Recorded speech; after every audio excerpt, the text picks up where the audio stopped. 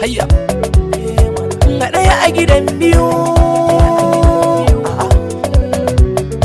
ga ɗaya a gidan biyu inda kwatance na nesa zai iski tsakar gida na yi misali kamar amarya da uwar gida za a yi ƙauna da so a nuna wa mai gida wata ransu ya rikice suna halage wala ɗaya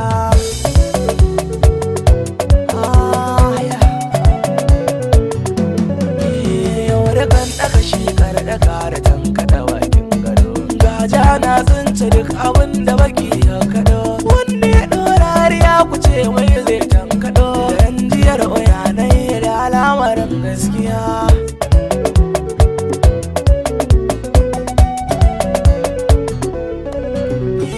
ramun kura kuce kare mai zai a ciki ba ni da ribar zama idan na ɗo alhaki ɗawar ɗafe nan gani ya sa ko ka cire baki tawakkaltu wallazi na ƙaro mana juriya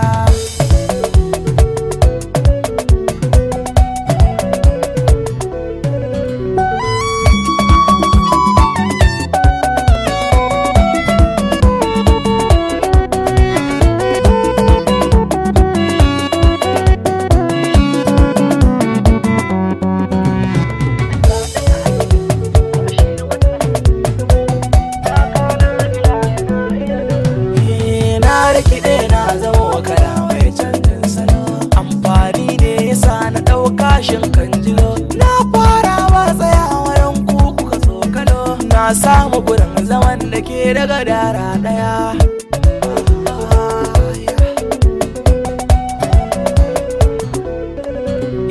hali na kurege miki ku bar sami biyo fushi na lura kuna ta so ku karya mana karsashi za mu tsaya da kafar mu ba ma yin dangishi ranar mai taimako tana nan a dare daya